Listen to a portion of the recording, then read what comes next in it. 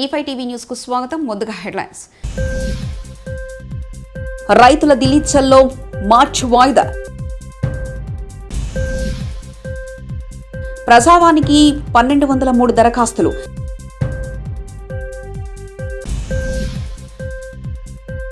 Secunderabad cantonment ఉప ఎన్నికపై చర్చ.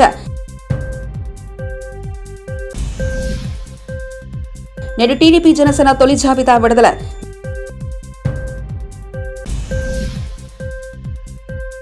జగన్ పై పోటీ చేయబోయే టీడీపీ అభ్యర్థి బీటెక్ రవి. కనీస మద్దతు ధరతో సహా పలు డిమాండ్ల కోసం ఆందోళన చేస్తున్న రైతులు ఢిల్లీ చలో పాదయాత్రకు ప్రస్తుతానికి విరామం ప్రకటించారు.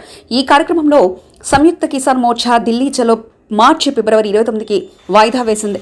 దీంతో గత 2 రోజులుగా రైతుల ఆందోళనకు బ్రేక్ పడింది. ఢిల్లీ చలో మార్చిను ఫిబ్రవరి 29వ తేదీకి వాయిదా వేసినట్లు కౌనారిలో ఏర్పాటు చేసిన మీడియా సమావేశంలో రైతు నాయకుడు సర్వన్ సింగ్ పంధేర్ తెలిపారు. తదుపరి వ్యూహంపై 29న నిర్ణయం తీసుకుంటామని, ఫిబ్రవరి 24న క్యాండిల్ మార్చి చేపడతామని, ఫిబ్రవరి 26న కేంద్రం దిష్టిబొమ్మను దహనం చేస్తామని ప్రకటించారు. ప్రజావాణి కార్యక్రమాన్ని శుక్రవారం 1203 దరఖాస్తులు వచ్చాయి. ప్రజల నుండి నోడల్ అధికారి దివ్యా దేవరాజన్ ఆర్జీలను స్వీకరించారు. వారి సమస్యలు వీలైనంత త్వరగా పరిష్కరించేందుకు కృషి చేస్తారని ఈ సందర్భంగా ఆమె వారికి భరోసా ఇచ్చారు. గురుకులాల్లో చేపట్టిన నియామకాలను పారదర్శకంగా చేపట్టాలని అభ్యర్థులు ప్రజావాణిలో దివ్యా దేవరాజన్ను కలిసి వినతి పత్రం అందజేశారు. ఎస్సీ, ఎస్టీ, బీసీ, మైనార్టీ సంక్షేమ గురుకులాల్లో ఉపాధ్యాయ నియామకాల్లో అభ్యర్థులకు తీరని అన్యాయం జరుగుతుందని, మొదటగా పై స్థాయి టీఎల్జేఎల్ నుంచి కింది స్థాయి పీజీటీ, టీజీటీ వరకు ఉద్యోగాలను భర్తీ చేయాలని ఈ సందర్భంగా అభ్యర్థులు దివ్యా దేవరాజన్ను కోరారు. సిట్టింగ్ శాసనసభ్యురాలు లాస్యానందిత రోడ్డు ప్రమాదంలో మృతి చెందడంతో సికింద్రాబాద్ కంటోన్మెంట్ ఉప ఎన్నికకు చర్చనీయాంశంగా మారింది. సభ్యులు ఎవరైనా మరణిస్తే 6 నెలలలోపు ఉప ఎన్నిక నిర్వహించాలని నిబంధన ఉంది. అయితే లోక్సభ ఎన్నికల షెడ్యూల్ మరో 15 రోజుల్లో వెలువడిందని ప్రచారం జరుగుతున్న నేపథ్యంలో వాటితో పాటు కంటోన్మెంట్ ఉప ఎన్నిక నిర్వహణ సాధ్యమా కాదా అన్న విషయంపై స్థానికంగా తర్జన భర్జనలు పడుతున్నాయి. లోక్సభ ఎన్నికల నిర్వహణపై ఈపాటికి అధికార యంత్రాంగం కసరత్తు ప్రారంభించిన సంగతి విదితమే. ఇప్పటికే అసెంబ్లీ స్పీకర్ నుంచి రాష్ట్ర సీఈఓకు కంటోన్మెంట్ సీట్ ఖాళీ అయ్యిందంటే అధికారికంగా సమాచారం పంపడం, అక్కడి నుంచి కేంద్ర ఎన్నికల కార్యాలయానికి ఈ సమాచారం అందాల్సి ఉంటుందని తెలుస్తోంది. ఏపీ శాసనసభ ఎన్నికల్లో సీఎం జగన్పై టీడీపీ, జనసేన, బీజేపీ కూటమి తరఫున మారెడ్డి రవీంద్రనాథ్ రెడ్డి, బీటెక్ రవి పోటీ చేయనున్నారు. రవీంద్రనాథ్ టీడీపీ తరఫున ఎమ్మెల్సీగా పనిచేశారు. జగన్ ఎక్కడ పోటీ చేస్తే తానక్కడ పోటీ చేస్తానంటూ గతంలో పలుమార్లు రవీంద్రనాథ్ రెడ్డి పేర్కొన్నారు.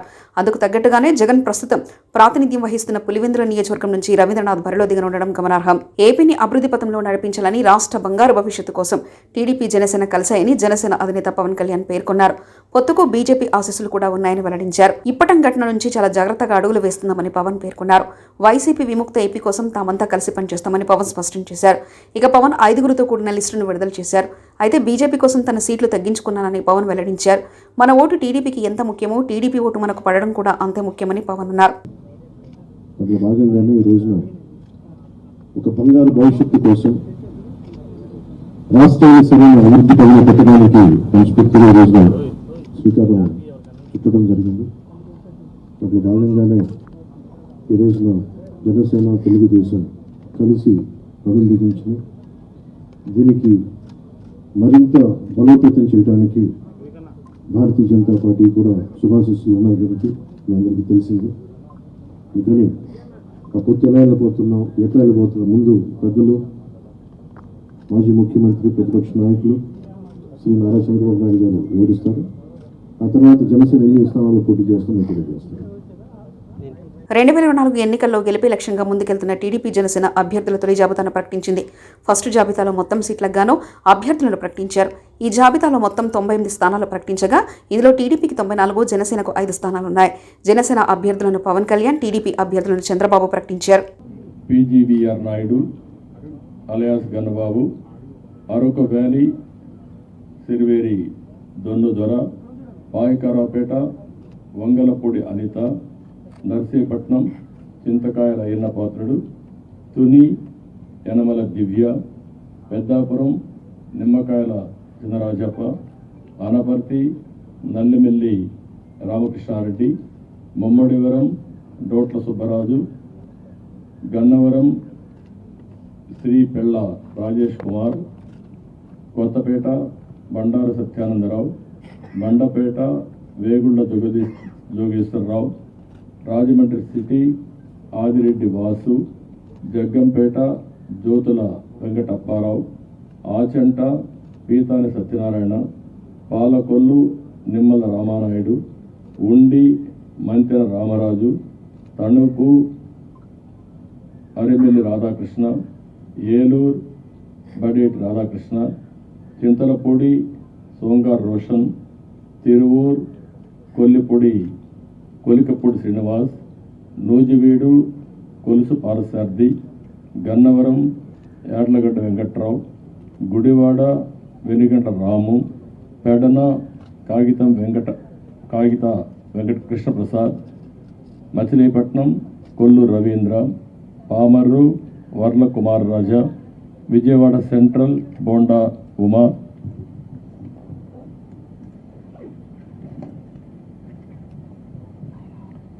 విజయవాడ ఈస్ట్ గద్దె రామ్మోహన్ రావు, నందిగామ తంగరల సౌమ్య, జగ్గైపేట శ్రీరామ్ రాజగోపాల్ తాతయ్య, తాడికొండ తెనాలి శ్రావణ్ కుమార్, మంగళగిరి నారా లోకేష్, పొన్నూరు భూమిపల్ల రవీంద్ర, వేలూరు నక్క ఆనందబాబు, రేపల్లె అనగని సత్యప్రసాద్, బాపట్ల వేగేశ్వర నాగేంద్ర వర్మ, ప్రత్తిపాడు బోర్ల రామాంజనేయులు, తెల్లూరుపేట పత్తిపాటి పుల్లారావు, సత్తెనపల్లి కన్నా లక్ష్మీనారాయణ, వినుకొండ జీవి ఆంజనేయులు, మాచర్ల జోలకంటి బ్రహ్మానందరెడ్డి, ఎర్రగొండపాళెం గూడూరు ఎరిక్షన్ బాబు, పరచూర్ ఏలూరి సాంబశివరావు, అద్దంకి గొట్టిపాటి రవికుమార్, సంతనతులపాడు బొమ్మాజీ నిరంజన్ విజయ్ కుమార్, ఒంగోల్ దామర్దల్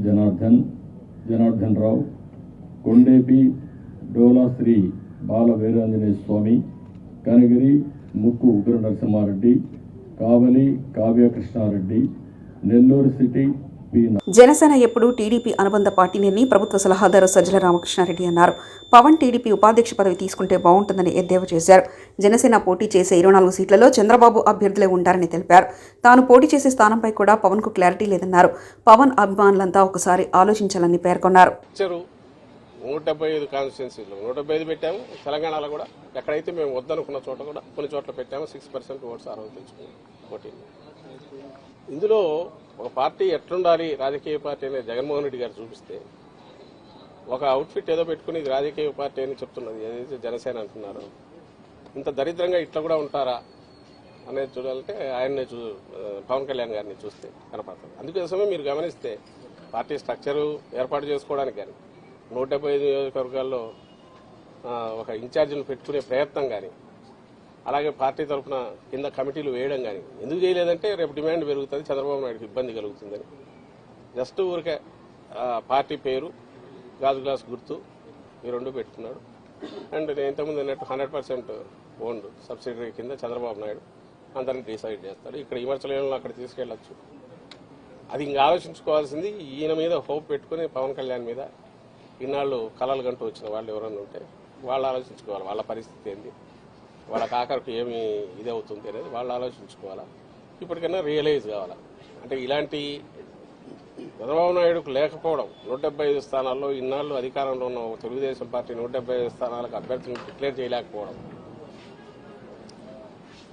అందులో ఇంకోరిని తీసుకొచ్చి 24 స్థానాలు వాళ్ళకి అనగడం, ఆ 24లో కూడా ఎవరు అనేది చెప్పలేకపోవడం.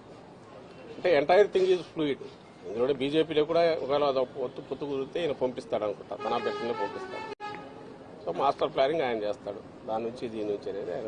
బీజేపీ గురించి చంద్రబాబు మాట్లాడలేవు సార్, కానీ పవన్ కళ్యాణ్ మాత్రం బీజేపీ ఆశీస్సులతో సీట్లు ప్రకటిస్తున్నాం అంటున్నారు. ఏం మాట్లాడాలి, ఆయన పోయి కలిసి వచ్చాడు కదా, కలిసి వచ్చాడు. ఆ తర్వాత రాష్ట్రంలో పొత్తులపై తమ అధినాయకత్వం నిర్ణయం తీసుకుంటుందని ఏపీ బీజేపీ చీఫ్ పురంధేశ్వరి స్పష్టం చేశారు. టీడీపీ జనసేనతో పొత్తులో ఉండి సీట్లు సర్దుబాటు చేసుకుంటాయని వెల్లడించారు. ప్రజాపోరు యాత్రలో భాగంగా బీజేపీ మన రాష్ట్రానికి ఏం చేసిందో చెప్తామన్నారు. విజయవాడలోని బీజేపీ కార్యాలయంలో తన అధ్యక్షతన జరిగే సమావేశంలో ఓటర్ను బూత్ వరకు తీసుకురావడానికి చేపట్టాల్సిన పనులపై చర్చించనున్నట్లు పురంధేశ్వరి వివరించారు. ఏదైతే దొంగ ఓట్లకి సంబంధించినటువంటి ఆందోళన ఉన్నదో, ఎలక్షన్ కమిషన్ ఆఫ్ ఇండియా ఇచ్చినటువంటి గైడ్ లైన్స్ని కూడా ఉల్లంఘిస్తారనేటువంటి భావన చాలా గట్టిగా మా అందరి మనసుల్లో ఉన్నటువంటి విషయం. ఎందుకంటే నిన్న మొన్న కూడా మన రాష్ట్ర రెవెన్యూ మంత్రి ధర్మాన ప్రసాద్ గారు వారు మాట్లాడుతున్నటువంటి సందర్భంలో వాలంటీర్సు ఓటర్ని బూత్కి తీసుకుని వచ్చి ఓటు వేయించడం మాత్రమే కాకుండా వాళ్ళు బూత్ ఏజెంట్లుగా ఉండాలి అని చెప్పి వారు చెప్పడం జరిగింది. ఇది క్లియర్గా ఈసీఐ ఇచ్చినటువంటి ఆదేశాలని వారు ఒక రకంగా ఛాలెంజ్ చేయటం అండ్ దానికి విరుద్ధంగా ప్రవర్తించడం. అది మాత్రమే కాకుండా ఫిబ్రవరి 2వ తారీఖున ఫిరంగిపురంలో రాష్ట్ర ముఖ్యమంత్రి గారు జగన్మోహన్ రెడ్డి గారు వారు కూడా ఇచ్చినటువంటి పిలుపు ఏమిటంటే వాలంటీర్స్ సీనియర్ సిటిజన్స్ అందరినీ తీసుకురావాలి అని. బూత్ యాదాద్రి శ్రీ లక్ష్మీనరసింహస్వామి వారి అనుబంధ దేవాలయమైన పాతగుట్ట శ్రీ లక్ష్మీనరసింహస్వామి వారి బ్రహ్మోత్సవాలలో భాగంగా ఈరోజు 5వ రోజు స్వామివారికి దివ్య విమాన రథోత్సవం అంగరంగ వైభవంగా నిర్వహించారు. ఆలయ అర్చకులు ముందుగా ఆలయంలో స్వామివారికి అభిషేకము, అర్చనలు, ఆరాధన నిర్వహించారు. అనంతరం విద్యుత్ దీపాలతో రకరకాల పూలతో అలంకరించిన దివ్య విమాన రథంలో కళ్యాణ నారసింహుడు, అండాల్ అమ్మవారు తిరుమాడ వీధులలో ఊరేగుతూ భక్తులకు దర్శనమిచ్చారు. అనంతరం స్వామివారి సేవను ఆలయంలో వెంచేశారు అర్చకులు. నేటి కార్యక్రమాలతో స్వామివారి దివ్య విమాన రథోత్సవం అంగరంగ వైభవంగా ముగిసింది. రేపు స్వామివారికి మహాపూర్ణాహుతి, చక్రతీర్థము నిర్వహించనున్నారు ఆలయ అర్చకులు. ఈ కార్యక్రమంలో భక్తులు, స్థానికులు అధిక సంఖ్యలో పాల్గొని స్వామివారిని దర్శించి తరించాలని కోరారు అర్చకులు.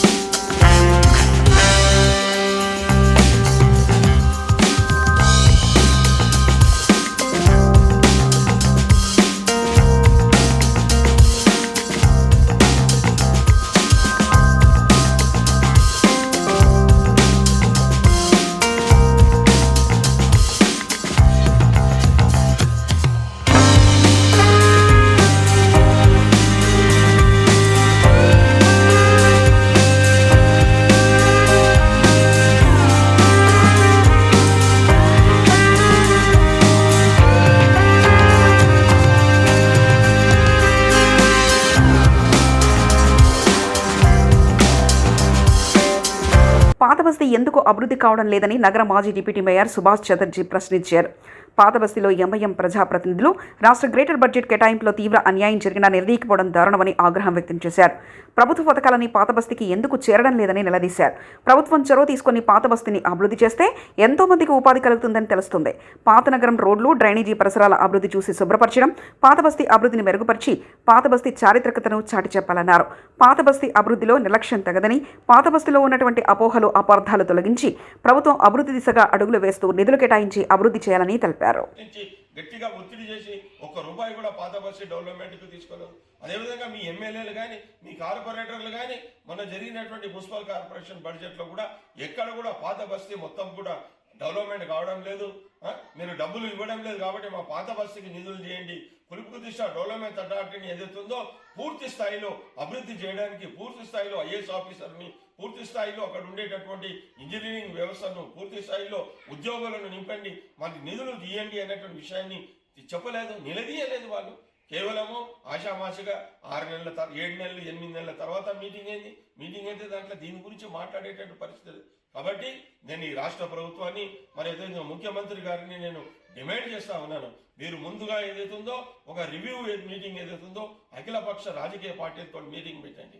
మీరు అదేవిధంగా ఇంతకుముందు తయారు చేసినటువంటి administrative staff college of India తయారు చేసినటువంటి సిటీ డెవలప్మెంట్. రైతుల దిలీచల్లో మార్చి వాయిదా. ప్రజావానికి 1203 దరఖాస్తులు.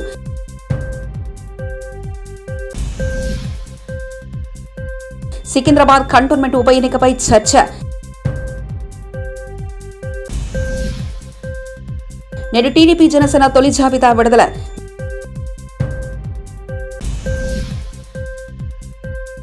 జగన్పై పోటీ చేయబోయే టీడీపీ అభ్యర్థి బీటెక్ రవి. ఇవి బులెటిన్ విశేషాలు. చూస్తూనే ఉండండి E5 టీవీ న్యూస్.